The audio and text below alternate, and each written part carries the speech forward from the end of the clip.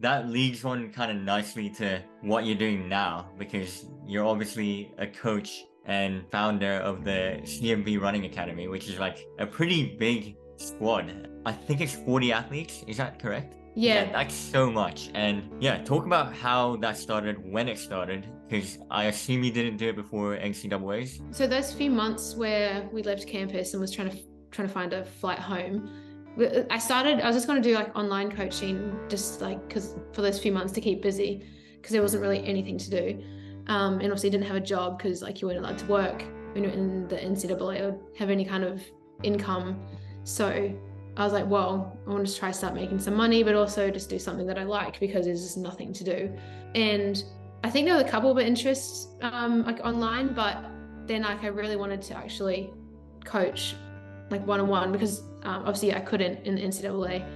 And so when I moved back, I reached out to the local Little Athletics. I never did Little Athletics, but there's a track kind of near where I live, and I asked them if I could like use their ground if anyone rocked up to some of my coaching things, and they said yes. And then they said that they would put like a little plug out for me on their website, even though I never went to their Little A's, which is like lovely of them. And maybe like July, August of 2020 is when I did like the very first session, and 2 people came. And I never really advertised it anywhere. I didn't have any like flyers or post it on my socials because it was so small. I was like, there's nothing to advertise yet. But this word of mouth got bigger and bigger. And yeah, it's just growing so big.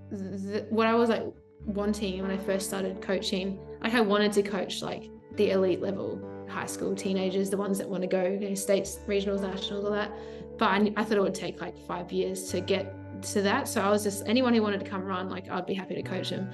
And so the fact that how fast it's growing and how like much like dedication all the kids and the parents and everything have, and what I envisioned for like 5, 6, 7 years had happened within the first year. So it's just blown my mind how big it's gotten and how like on board everyone is with like the process. And because like I'm still new to coaching, like I've only been back in Australia 3 years as well, so how patient as well, because I'm always learning as a coach. Like on the other side of the athlete coaching bench, like being both has really taught myself as an athlete like a lot. And yeah, no, it's great. I love it so much. When someone hears that you have 40 athletes, some people might think, is there a sweet spot in terms of, coaching a few people and like that many people? And I'm sure you're managing it really well, but do you think there's a sweet spot, or are you happy to like take on even more than 40?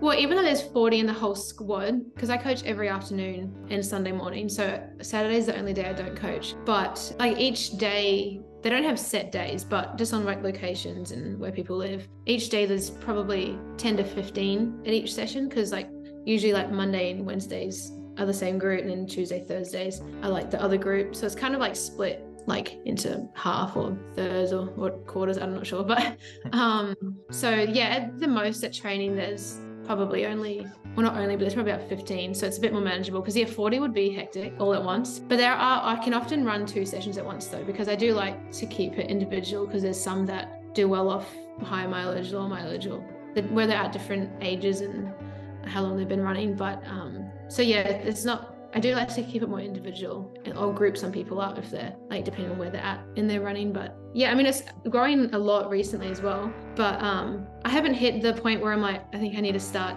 putting a cap on it, but I definitely wouldn't want it to get where I can't give everyone equally what they deserve, or like the attention they deserve equally. So if it starts to get to that, then yeah, there might have to be like a cap that I put on, just so that it's fair to everyone. But I haven't reached that just yet.